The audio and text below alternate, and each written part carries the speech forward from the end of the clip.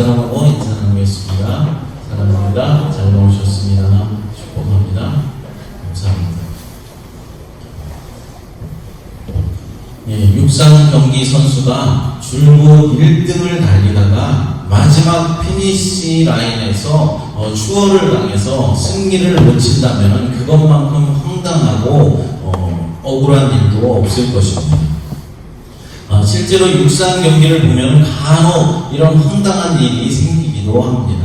계속해서 선두로 달리던 선수가 마지막 피니시 라인에 거의 다 도달해서 이제 내가 1등을 했구나 라고 생각하면서 승리의 세레모니를 하면서 결승점을 통과하려고 하는 순간 뒤에서 2등으로 따라오던 그 선수가 마지막 순간에 치고 나와서 승리를 빼앗기는 경우가 종종 있다는 것입니다.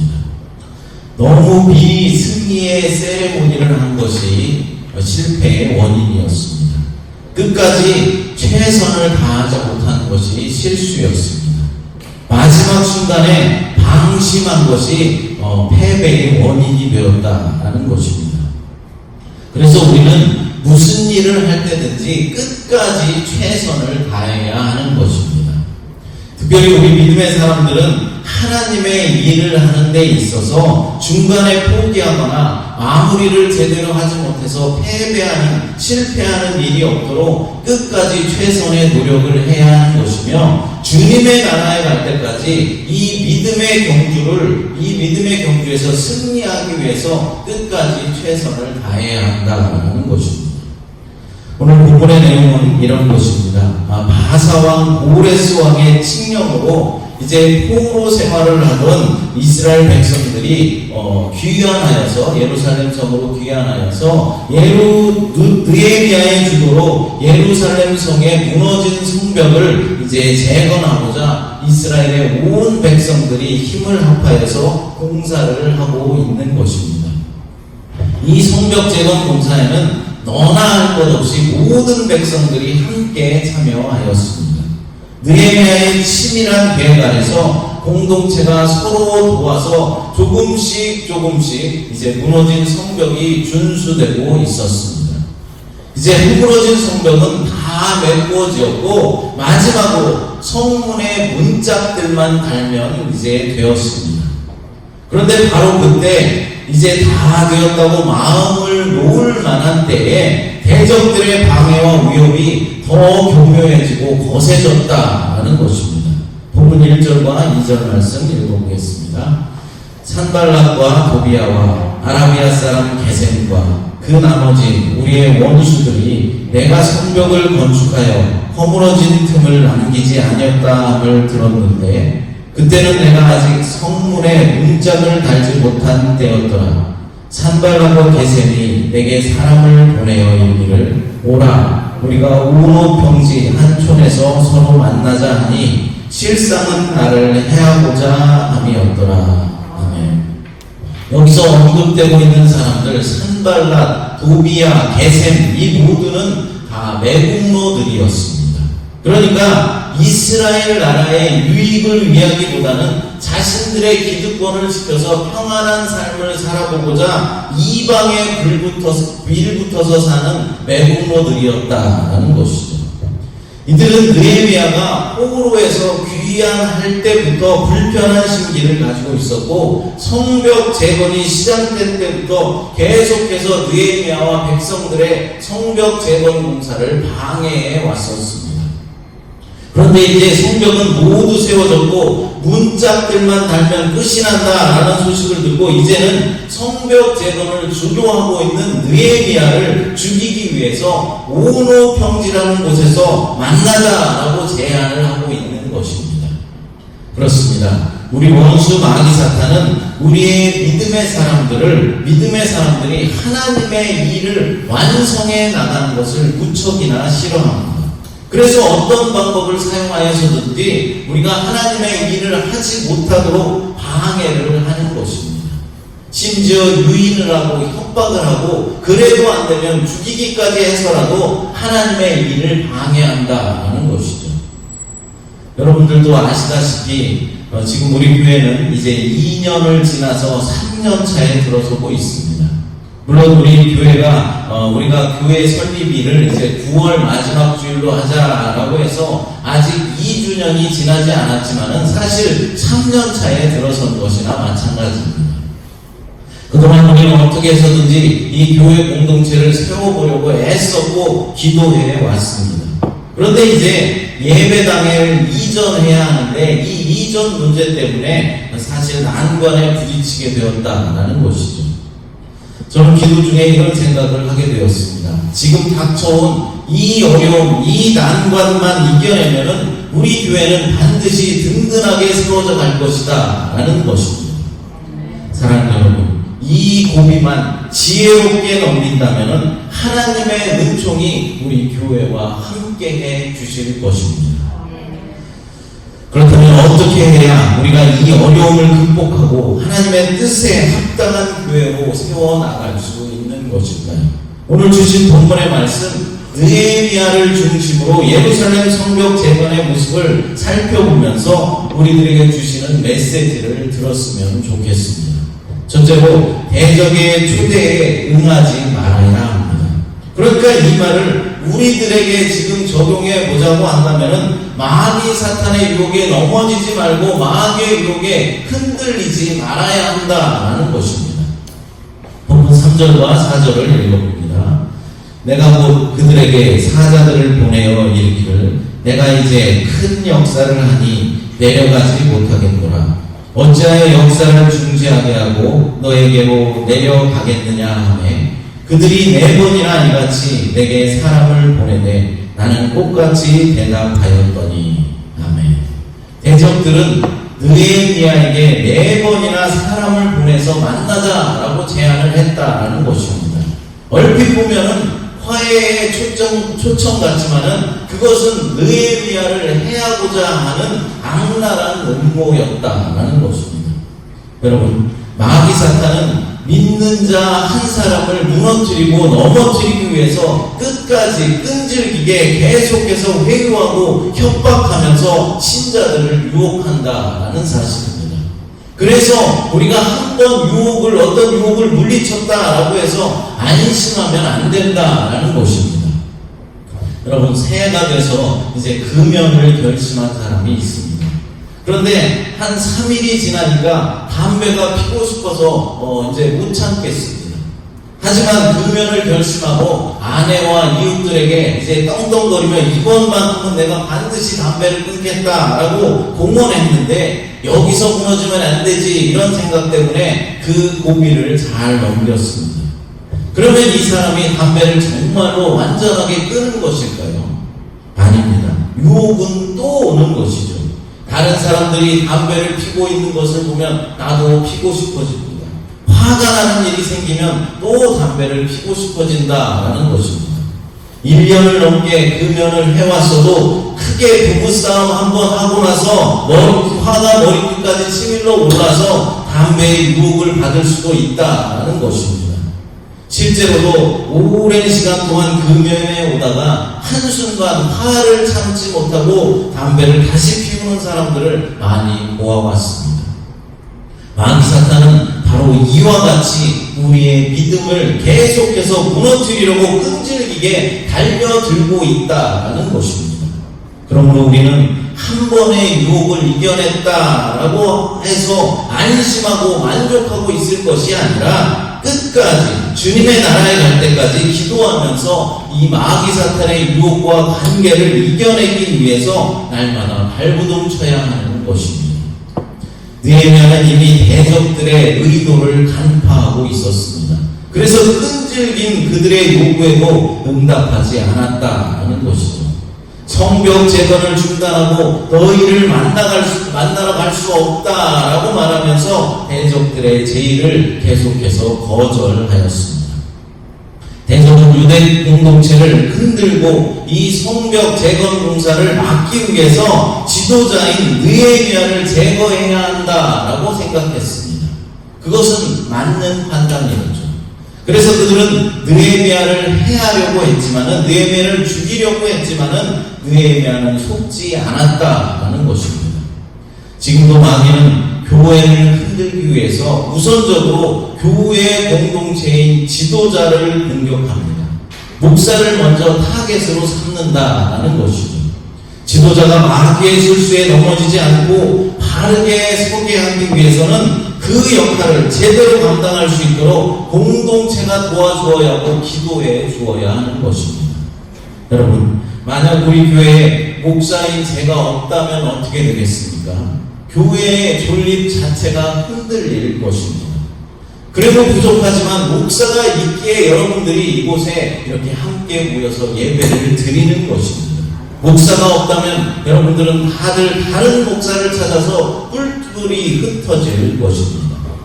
또한 목사가 잘못된 말씀을 전파하고 이단 사설을 전한다면 어떻게 되겠습니까? 여러분들 모두는 잘못된 신앙에 물들어서 정말로 힘겨운 믿음 생활을 해야 할 수밖에 없을 것입니다. 얼마 전에 권사님으로부터 황당한 말을 듣게 되었습니다. 누가 그러는데 우리 교회를 이단이다라고 했다라는 것입니다. 물론 관심을 가져주는 것은 참 감사한 일입니다. 그런데 어떻게 우리 교회를 이단이라고 생각하는지 너무 어이가 없어서 그냥 웃고 말았습니다. 그리고 집에 와서 그 이야기에 대해서 좀 곰곰이 생각을 해보았습니다. 아, 사람들이 정말로 겉모습만을 보는구나.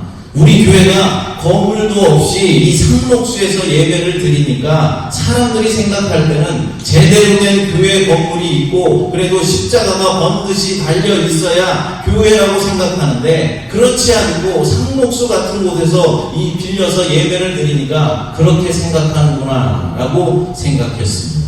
더군다나 목사라는 사람은 목회를 해야 하는데 상록수에서 드라이버로 일이나 하던 사람이다 라고 하니까 전후 사정을 잘 모르는 사람들은 상록수에서 일하던 기사가 하루아침에 목사가 되어서 교회를 한다 라고 말할 수도 있을 것이다 라고 생각했습니다. 왜 사람들이 이런 생각을 하겠습니까? 교인들부터 교회가 무엇인지 모르고 있기 때문에 그렇습니다. 대부분의 교회를 다니는 교인들도 교회라고 하면 무엇을 제일 먼저 떠올립니까? 십자가가 근사하게 달려있는 큰 건물을 먼저 떠올리는 것입니다. 그것도 아니라면 상가 교회라 할지라도 자신들만의 공간이 있어야 한다거나 외국인 교회라도 빌려서 사용해야 그것이 교회다라고 생각을 하는 것입니다. 그러나 여러분, 교회가 무엇이라고 말씀드렸습니까? 예수 그리스도를 믿는 사람 자체가 교회라는 것입니다. 믿는 사람들의 모임이 바로 교회라는 것이죠. 그러니까 반듯한 교회 건물을 교회라고 부르는 것이 아니라 여러분 한 사람 한 사람이 교회 공동체라는 것입니다. 이것을 모르니까 또 안다고 해도 오랜 시간 쌓여온 교회에 대한 선입견과 고정관념 때문에 자꾸만 이런 상록수 같은 곳에서 예배를 드리는 것은 교회가 아니고 이단이다 이렇게 생각을 하는 것입니다. 제가 이렇게 말씀을 드려도 예배 끝나고 나면 에이 그래도 목사님 그게 아니죠 이렇게 또 딴소리를 하실 분이 있을지 모르겠습니다. 그러나 여러분 분명하게 아십시오. 교회는 건물이 아닙니다. 교회는 바로 여러분들 한 사람 한 사람이 교회고 여러분의 모임이 바로 교회다라는 것이죠. 그래서 예배를 상록수에서 드리든 공원에 나가서 드리든 어디에서 드리든 장소가 중요한 것이 아니라는 것입니다. 저와 여러분들이 주님을 향한 신실한 믿음과 마음이 중요하다라는 것이죠. 잘못되고 삐뚤어진 신앙과 믿음이 아니라 바른 믿음, 성경의 말씀을 바르게 해석할 수 있는 능력이 더 중요한 것이다 라는 것입니다. 따라서 온 교회 성도들은 목회자를 위해서 반드시 기도해야 하는 것입니다. 우리 교회 목사님이 잘못되고 삐뚤어진 신앙을 전파하는 그런 자가 아니라 바른 신앙, 성경의 말씀을 바르게 해석할 수 있는 능력을 주시옵소서 이렇게 기도해 주시기 바랍니다. 목사는 성도를 위해서 기도하고 성도들은 목사를 위해서 기도하는 그런 교회는 하나님께서 놀랍게 축복해 주셔서 능력의 교회가 되게 하여 주실 것입니다. 두 번째로 대적의 친절에 속지 말아야 합니다. 느헤미야가 이제 거짓말에 속지 않자 대적들이 이번에는 우호적인 태도를 취하였습니다.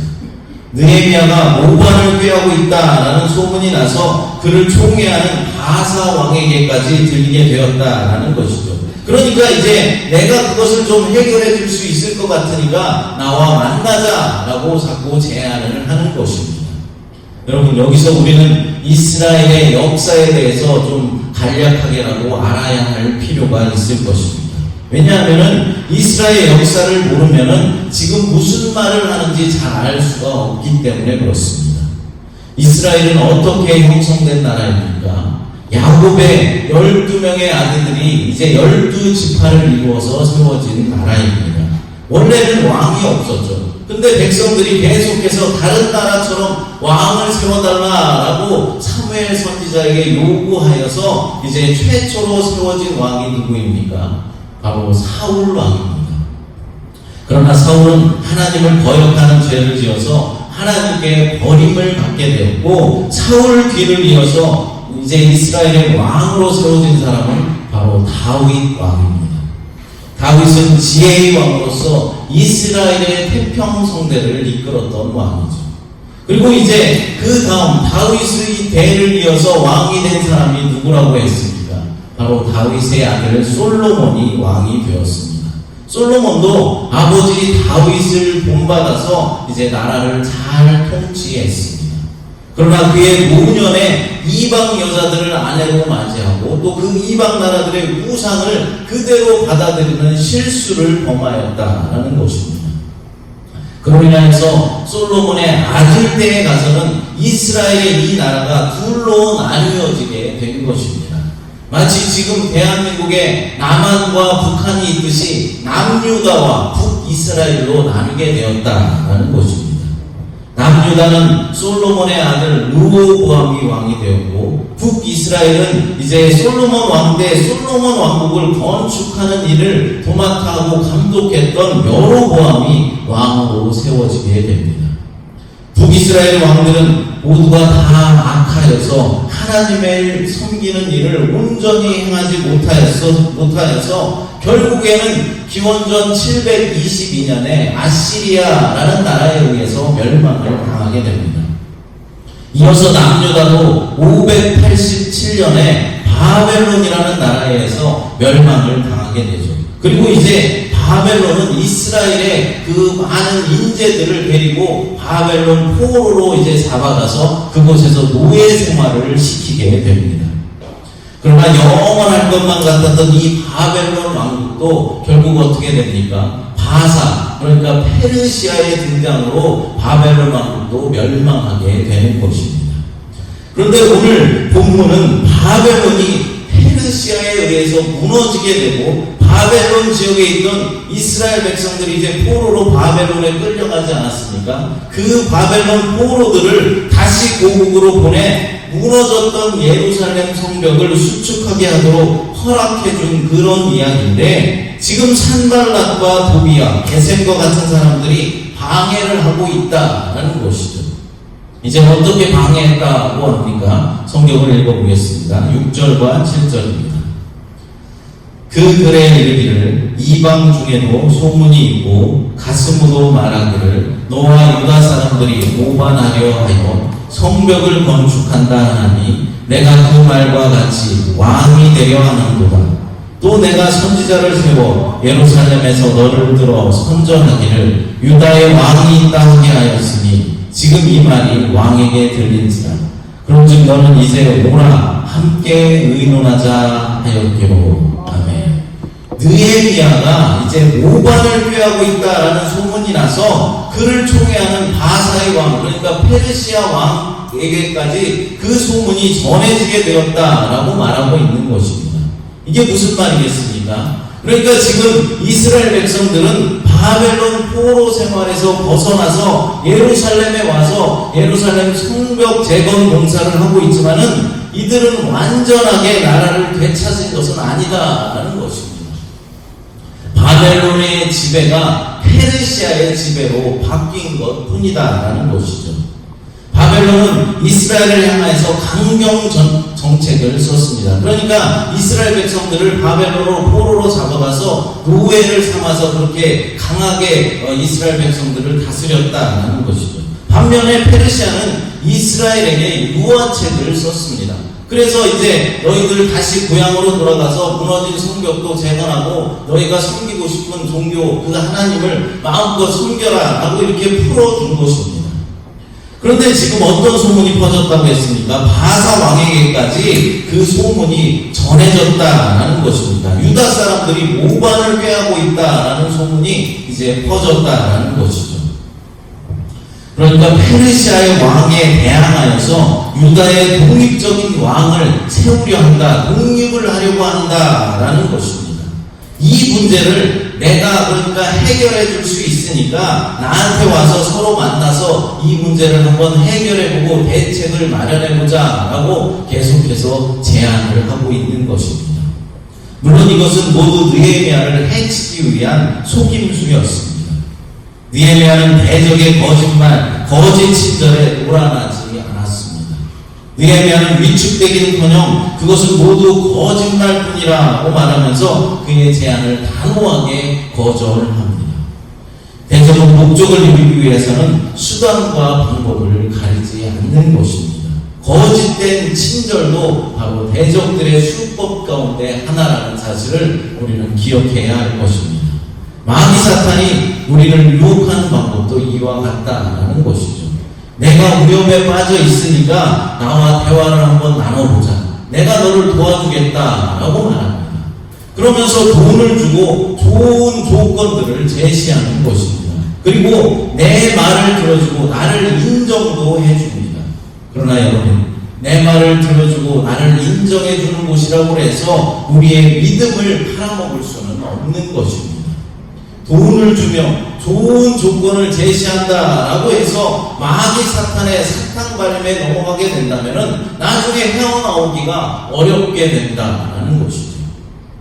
제가 대학교에서 음악을 전공하고 있을 때 저를 지도하던 지도 교수가 교수로부터 이와 같은 유혹을 받은 적이 있었습니다. 유럽의 최고 음대들의 유학을 시켜주겠다라고 유혹했고 돈을 많이 제시하면서 유혹을 해왔었습니다. 만약 그때 제가 그 유혹에 넘어졌더라면 이렇게 목사가 될 수도 없었을 것뿐만 아니라 지금과 같은 행복한 가정을 이루지도 못했을 것입니다. 여러분, 그렇다면 어떻게 해야 마귀 사탄의 이 유혹과 관계에서 우리가 승리할 수 있겠습니까? 하나님이 주시는 지혜가 있어야 한다는 것이죠. 그러면 하나님이 주시는 지혜를 우리가 어떻게 하면 받을 수 있겠습니까? 기도해야 합니다. 느헤미야는 기도의 사람이었다라는 것입니다. 느헤미야서 4장 4절 5절을 읽어보겠습니다. 같이 읽습니다. 우리 하나님이여 들으시옵소서. 우리가 업신여김을 당하나이다. 원하건대 그들이 욕하는 것을 자기들의 머리에 돌리사 노략거리가 되어서 이방에 사로잡히게 하시고 주 앞에서 그들의 악을 덮어두지 마시며 그들의 죄를 도말하지 마옵소서. 그들이 건축하는 자 앞에서 주를 노하시게 하였음이니이다 하고. 아멘. 대적에 맞서는 느헤미야의 방법은 흔들림이 없는 기도와 중단 없는 공사 진행이었습니다. 그렇습니다. 우리가 어려움에 처할 때 먼저 기도부터 해야 한다라는 것입니다. 인간적인 노력으로 그것을 해결해보고 풀어보려고 하지 말고 먼저 하나님 앞에 모든 어려움을 아뢰어야 한다라는 것입니다. 그럴 때 하나님께서 우리에게 지혜를 주셔서 대적의 사탕발림에 속아 넘어가지 않도록 우리를 도와주시는 것입니다. 세 번째로 어떤 상황에서도 하나님께 순종해야 합니다. 대적은 더욱 집요하게 느헤미야를 속이려 했고 결국에는 그 주변 인물을 포섭해서 함정을 파는 데까지 성공하였습니다. 본문 10절 말씀을 읽어보겠습니다. 이후에 무헤 다멜이 손자 들라야의 아들 스마야가 두문불출하기로 내가 그 집에 가니 그가 이르기를 그들이 너를 죽이러 올 터이니 우리가 하나님의 전으로 가서 외소 안에 머물고 그 문을 닫자. 저들이 반드시 밤에 와서 너를 죽이리라 하기로. 아멘. 이제 대적들은 느헤미야의 절친이었던 선지자 스마야까지 이용하고 있습니다. 느헤미야가 율법을 어기게 함으로써 이제 백성들의 신망을 잃게 할 뿐만 아니라 하나님의 심판을 받게 하자라는 계략을 세웠다라는 것이죠. 하나님의 전으로 가서 외소 안에 머물자라는 이 제안은 사실 율법을 범하는 죄였다라는 것입니다. 당시 느헤미야의 신분은 어떠했냐면은 느헤미야 신분은 페르시아 왕으로부터 임명받은 총독이었습니다. 총독의 신분으로 성전으로의 피신은 제사장 이외의 사람은 성전 안으로 들어가지 못한다는 하나님의 율법을 범하는 행위였다는 것이죠. 율법에 의하면 이러한 범법자는 죽임을 당해야 했습니다. 느헤미야가 그것을 금방 분별해서 알아낸 것은 아니었습니다. 다만 자기 목숨을 구하고자 하나님의 율법을 어기지 않겠다라는 뜻은 분명하게 밝혔습니다. 그런데 느헤미야의 이런 신앙적인 결단이 그가 속임수에서 벗어나서 생명을 지킬 수 있었던 결정적인 원인이 되었다라는 것이죠.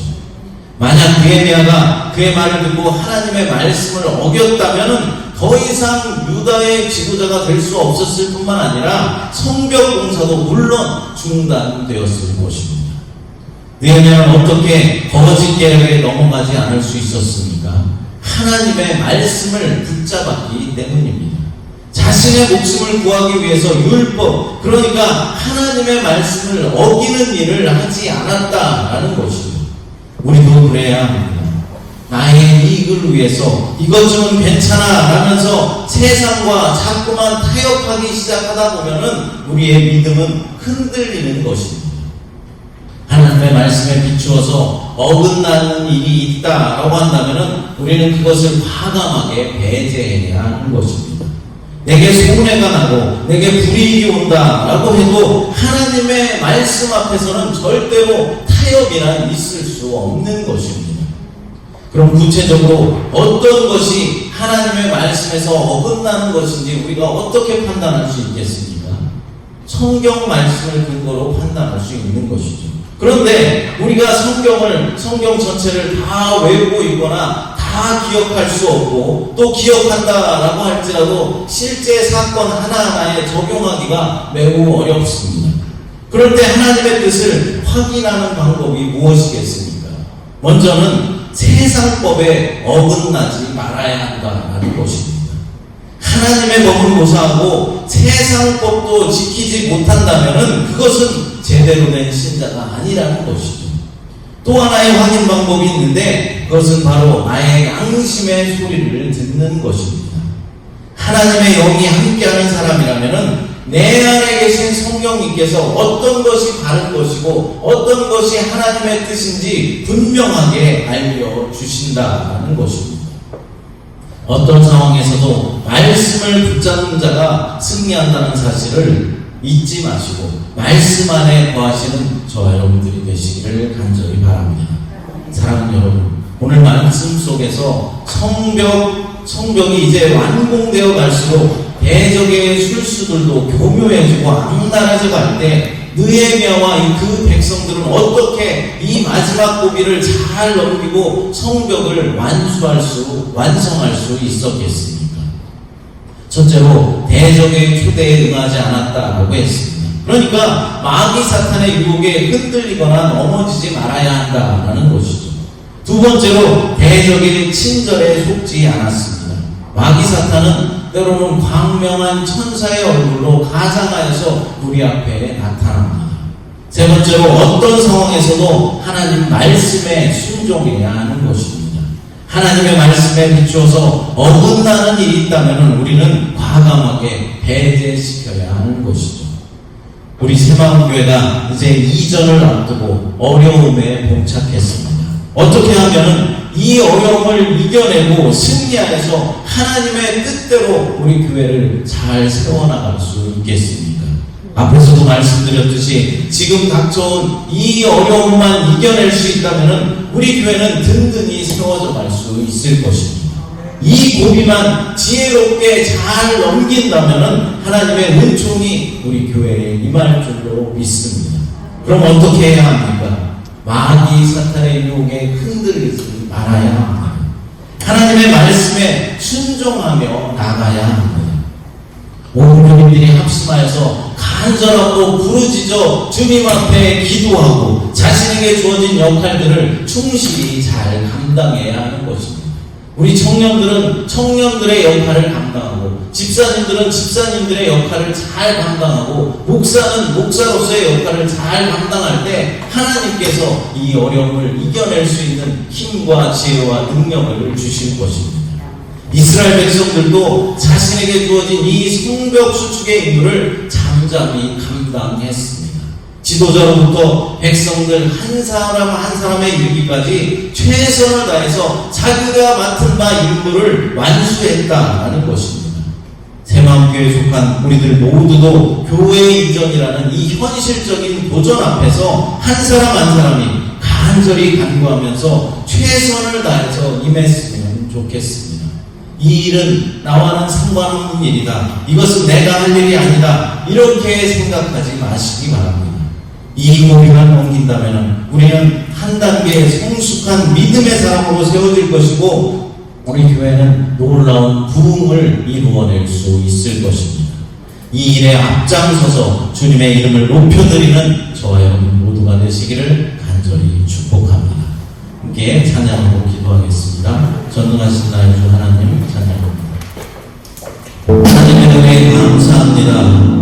우리를 새마음교회 성도로 세워주시고 이제까지도 인도해 주셔서 감사합니다. 이제 우리 교회의 이전을 놓고 기도하면서 오늘 본문의 말씀을 상고했습니다. 계속된 방해에도 불구하고 느헤미야와 백성들이 기도하면서 서로 협력해서 성벽을 수축하였음을 보았습니다. 우리도 어떤 어려움에도 불구하고 기도하면서 말씀 붙잡고 승리할 수 있도록 하나님 도와주시옵소서. 그래서 주님이 뜻하신 곳으로 우리 교회가 이전하여서 주님이 예비하신 곳으로 이전하여서 하나님께 영광 돌릴 수 있도록 하나님 도와주시옵소서. 이 고비를 잘 넘기게 하시옵소서. 주님의 이름을 높여드리는 우리 새마음교회 되도록 하나님 축복하여 주시옵소서. 거룩하신 예수님의 이름으로 간절히 기도드리옵나이다.